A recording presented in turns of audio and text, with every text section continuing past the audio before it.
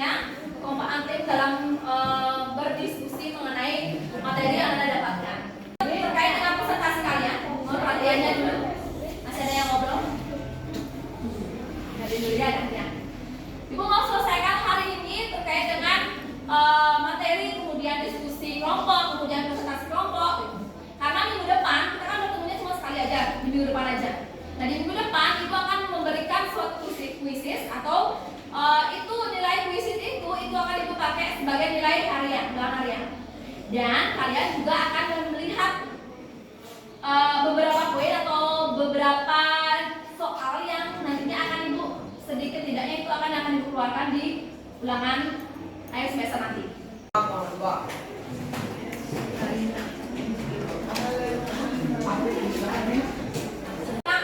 Pahami yang harus pelajari, yang harus kamu ingat lagi. Ingat bahwa setiap pembelajaran ada penekanan itu. Setiap penekanan yang ibu tekankan setiap kali pembelajaran itu ciri-ciri bahwa hal-hal itulah yang akan keluar ketika anak dapat ulangan dan sebagainya. Materinya apa yang ditekankan? Yang ibu ulang-ulang. Kalau anak-anak yang mengamati terus tuh mendengarkan dengan sesama pasti paham dengan apa yang ibu katakan dan ibu harapkan nilai kalian bagus. Ibu di mana? India dulu. Kemudian ya yang menyebabkan adalah penyakit adalah malas. Ya, malas karena baca. Kalau tidak membaca, apa yang Anda bisa dapatkan? Kan dari membaca Anda dapat ilmu. Selain dari pemaparan dari guru-gurunya, baca lagi. Tidak bisa cuma 1 minggu sekali ketemu sama ibu dijelaskan itu aja nggak bisa. Karena harus juga membaca. 2 minggu kalian libur ke luar kunjungan, ibu yakin dari 100% siswa kalian 99% yang tidak baca buku, tidak dapat masa pendapatannya ada. Benar atau tidak? Di kelas ini mohon dijelaskan ya. Satu orang aja yang jawab, yang lain gimana? Cari peradaban agama India. Di sana ada bangsa Arya dan bangsa Prakabida. Maksudnya lewat jalur apa? Ada selat yang namanya selat apa? Dan lain sebagainya. Nanti ada gambar-gambar yang menyatakan hal itu terjadi. Ya. Video mancung. Bahasa pendatang ya lindungnya mancung. Kulitnya putih. Ya postur tubuhnya lebih tinggi kalau yang bahasa pendatang. Arya, bahasa Prakabida agak lebih pendek pak. Ya, nah itu yang terjadi di peradaban agama India itu mau anak-anak cari-cari set-set lagi. Di bukunya cuma sikat-sikat lagi. Nah dari kedatangan bahasa Arya, kemudian akulturasi budaya, itu adalah suatu kebudayaan atau agama yang disebut dengan agama Sindu. Ada dari lembah sungai Sindu. Dari situlah yang berubah menjadi Hindu. Ada yang disebut dengan agama Sanatana Dharma. Jadi agama yang ada tentang nilai-nilai kebenaran. Ada ya, jadi banyak sekali prestasi-prestasi yang nanti anak-anak harus pelajari dan tahu isinya. Terutama tahu isinya. Kayak Yupan tahu isinya apa, terkait dengan apa aja. Kerajaan apa, ya prestasi-prestasi itu. Nah kemarin ini flashback yang pelajarannya kemarin Bu, karena kita banyak libur ya. Jadi sebelum libur kita udah bagi kelompok biar ibu saya informasikan udah bagi kelompok, masing-masing kelompok sudah kita bagi materi terkait dengan kerajaan Hindu di Indonesia. Jadi ada 5 kelompok, masing-masing kelompok mereka buat media untuk dipresentasikan. Nah hari ini maunya kita akan presentasi kelompok terkait dengan itu. Jadi ada yang buat pop-up, ada yang buat nading kayak mind mapping dan sebagainya. Beda-beda masing-masing kelompok. Beda-beda.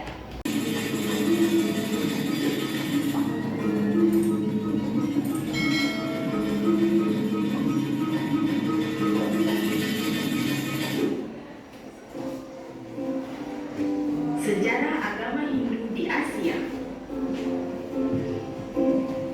Peninggalan sejarah agama Hindu di Asia.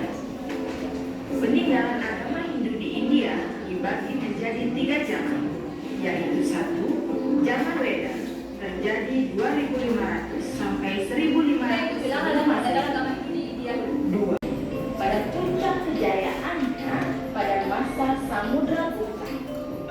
3. Kerajaan Andhra.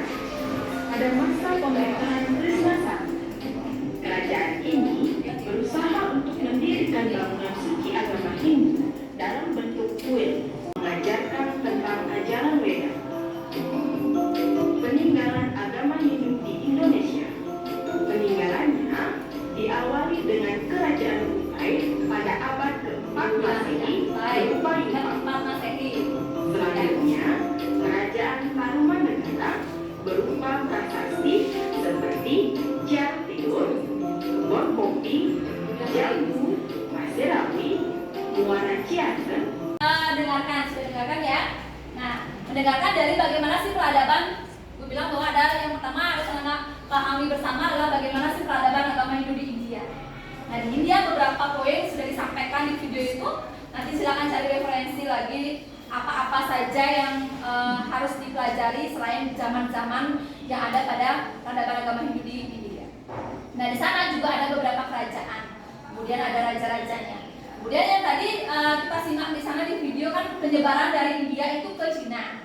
Cina saja yang disebutkan. Tapi sebenarnya kan ada beberapa penyebarannya juga di Asia, terutama yang ada di dunia. Anda bisa lihat di sana di apa saja, di negara apa saja terdapat peninggalan-peninggalan kerajaan bercorak Hindu. Di Kamboja, lagi mana? Di Nepal, Vietnam, Filipina, ya, oke. Jadi beberapa negara yang ada bukti peninggalan sejarahnya. Boleh? Ya, oke. Ada yang berpendapat lain? Ada tambahan nggak? Ada agama lain?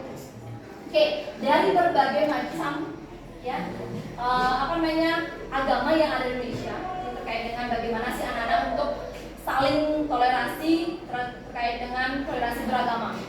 Jadi bagaimana, oh ini saya punya nih, kayak misalnya ini loh peninggalan kerajaan saya yang agama lain nggak boleh nih menyentuh gitu, misalnya menyentuh prasasti peninggalan agama Hindu. Itu kan anak-anak tidak bisa menerapkan yang namanya toleransi beragama. Jadi saling menghargai antar agama masing-masing. Jadi kalau di sekolah ini ada nih teman kalian misalnya yang kelas ada agama Islam ya, udah ada ya. Yang kemarin kelas 7 ada satu. Yang kelas 9 udah jadi agama Hindu. Jadi toleransi beragamanya bagaimana? Apa yang bisa anak terapkan toleransi beragama? Ayo, ada yang bisa nggak? Saling menghargai antara penduduk agama masing-masing. Salah satu contohnya apa yang bisa anak terapkan? Ada yang bisa? Ayo pikirkan. Ini ada loh teman saya kelas 7 yang jangan cari contoh yang di luar situasi di sini. Misalnya kalau di sini kan udah ada nih temannya kelas 7 nih, tahu kan? Itu agamanya Islam. Bagaimana caranya anak-anak menunjukkan toleransi beragama itu? Kita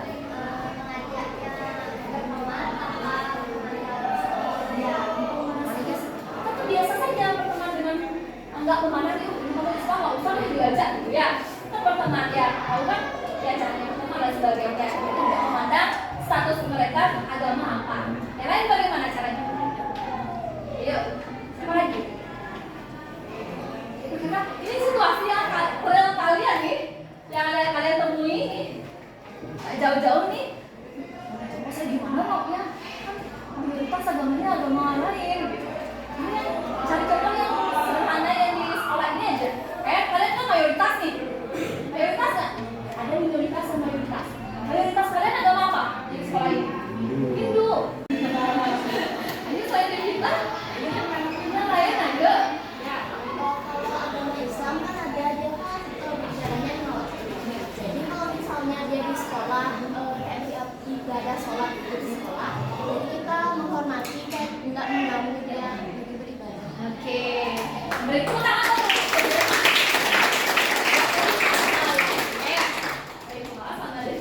yang lain juga kalian sebenarnya anak-anak sudah melakukan hal itu, cuma tidak bisa untuk mengungkapkan. Jadi belajar untuk mengungkapkan saya apa yang saya lakukan, ungkapkan lah. Ya, walaupun sudah melakukan hal tersebut, ibu yakinnya kalian sudah melakukan hal tersebut karena apa yang ibu bisa sudah berlangsung di sosialisasi anak-anak bersosialisasi dengan baik dengan teman yang agama hikmah dan memberikan spidol ini kepada orang temannya lain. Boleh ke belakang, ke samping, balikin lagi ke sampingnya lagi boleh. Terserah ibu ya. Ya jangan dilempar, ingat. Oke, siap ya? Tapi kita nyanyi dulu. Baru ibu akan mainkan. Nyanyinya apa biang-biang aja ya. Ya, biar ada kaitannya dengan pelajaran yang kemarin. Kita akan begitu. Jadi pas lari yang biar terus ingat. Oke. 1, 2, 3, mulai. Meong meong aling kepikuling mikul gede-gede.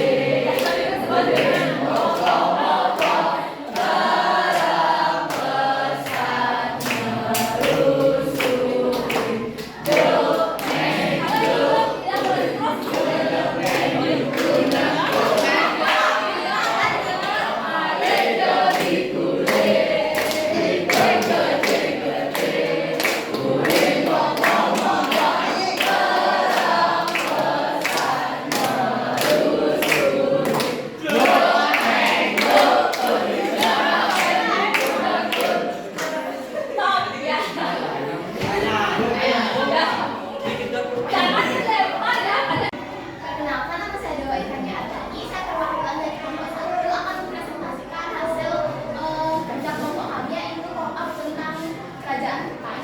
Jadi sekarang saya akan memaparkan sedikit tentang kerajaan Kutai. Jadi kerajaan Kutai adalah kerajaan kedua di Indonesia yang didirikan pada tahun 400 Masehi oleh Raja Kedungga. Kerajaan Kutai memiliki pengaruh kuat dari budaya Hindu India sebagai dampak hubungan baik melalui jalur perdagangan yang membawa budaya Hindu ke kerajaan. Jadi kerajaan Kutai memiliki 3 raja. Yang raja pertama adalah Raja Kedungga. Raja Kedungga adalah raja yang memerintah kerajaan Kutai sekitar abad ke-4 Masehi. Yang kedua adalah Raja Aswawarman. Jadi Raja Aswawarman adalah anak dari Raja Kedungga yang memerintah pada tahun 375 sampai 400 Masehi. Dan yang terakhir adalah Raja Mulawarman yang merupakan anak dari Raja Aswawarman dan cucu dari Kedungga. Pada masa pemerintahan Raja Mulawarman, puncak masa kejayaan Kutai berada pada masa kepemimpinan Raja Mulawarman, yaitu pada tahun 400 sampai 446 Masehi.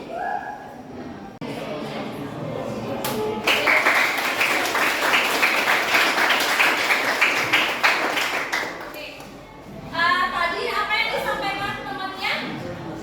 Kerajaan apa? Kerajaan Kutai. Kerajaan Kutai berdiri pada zaman apa? Masa? Berapa Masehi? 4 Masehi. Raja Kedungga. Ada 10 kah? Mulawarman. Prestasi peninggalannya? Apa? Oke, ada pertanyaan dulu untuk temannya. Udah cukup. Oke, jadi ibu evaluasi dulu untuk kelompoknya yang dapat kerajaan Kutai yang baru diwakili karena ada beberapa siswa yang akan mewakili juga ya. Jadi tidak cuma 1 orang saja, tergantung nanti. Jadi untuk yang presentasi sudah bagus ya, kelihatannya bagus. Jadi ada ketika anak presentasi biasanya kebanyakan ibu lihat dibaca keseluruhan, walaupun misalnya ada media yang anak buat, tapi ada juga teman-teman kebanyakan adalah membaca, langsung baca sampai ketahui audiensnya datang melihat pantatnya, bukan melihat pop-up-nya gitu ya. Kebanyakan seperti itu, tapi ibu lihat bahwa tadi presentasi sudah bagus sekali, jadi ditingkatkan lagi pemahaman materinya biar bisa dipahami oleh teman-temannya yang mendengarkan. Ingat bahwa ketika ada presentasi, ya bukan hanya sekedar anak dapat nilai aja. Udah besar caranya, tapi nggak itu aja anak. Di sini ada banyak pembelajaran.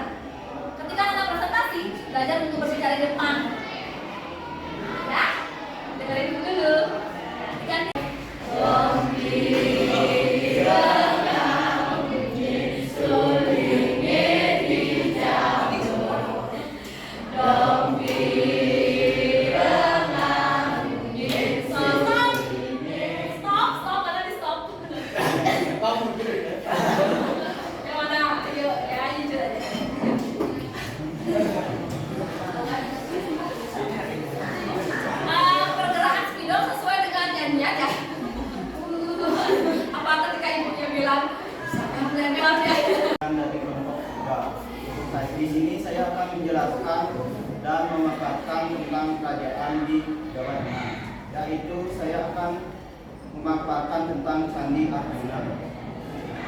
Berikut ada gambar Candi Arjuna. Candi ini diperkirakan sebagai candi tertua di Jawa.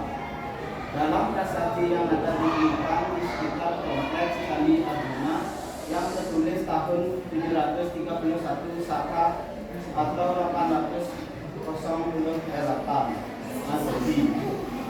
Candi Arjuna pertama kali ditemukan pada 1814 oleh tentara Belanda yang bernama The Dog Jan F.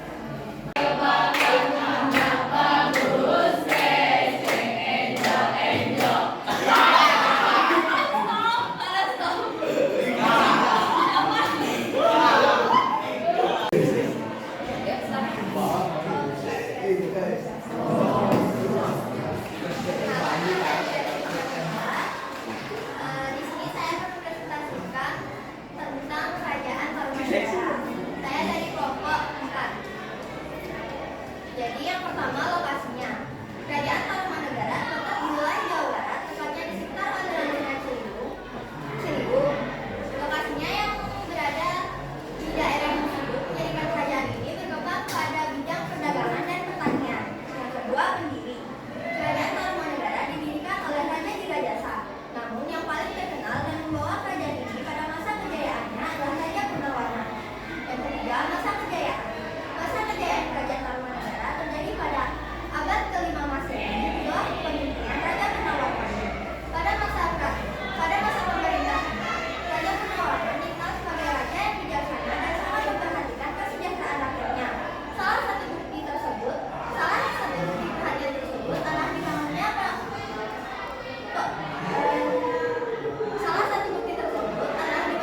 sistem pengairan dengan menggali sungai-sungai untuk mendukung lahan pertanian. Yang keempat, agama. Agama yang dianut oleh masyarakat Tarumanegara adalah agama Hindu, terutama aliran pemujaan terhadap Dewa Wisnu. Hal ini dapat terlihat dalam beberapa prasasti yang menyebutkan tentang kebesaran Dewa Wisnu. Kelima, tentang peninggalan sejarah. Bukti keberadaan Kerajaan Tarumanegara terlihat pada peninggalan beberapa prasasti. Contohnya ada prasasti Subu yang menceritakan tentang proyek pembangunan pengairan untuk lahan pertanian. Yang kedua, prasasti Kianuteu yang memuat cap telapak kaki Raja Gunawarman sebagai simbol kekuasaan. Sekian dari saya juga mengapresiasi.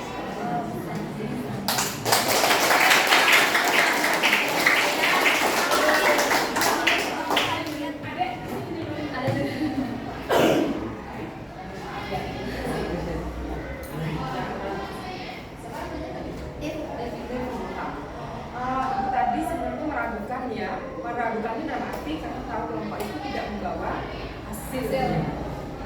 Tapi Bu Guru tadi kita bincang-bincang Pak Media gimana bisa enggak?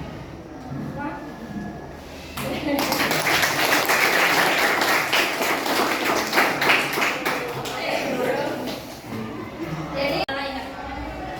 Dan gerakannya.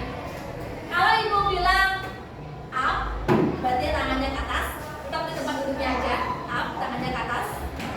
Ya, up, clap, tangan, dan boom.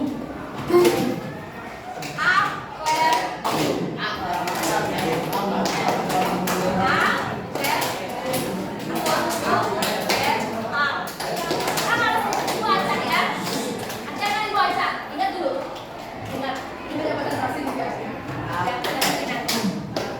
tidak akan ada hukumannya ya. Kita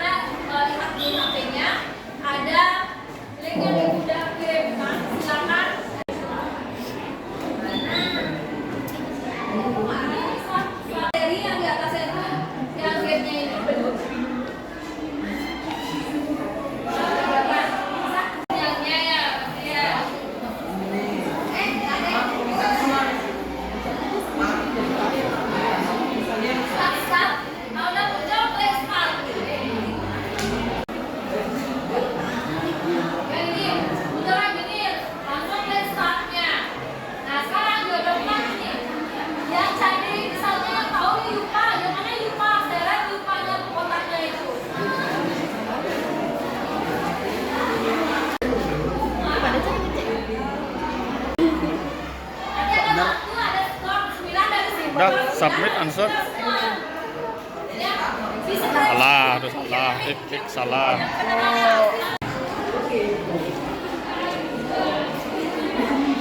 Kalau silakan makan sesuai dengan jam istirahat kalian.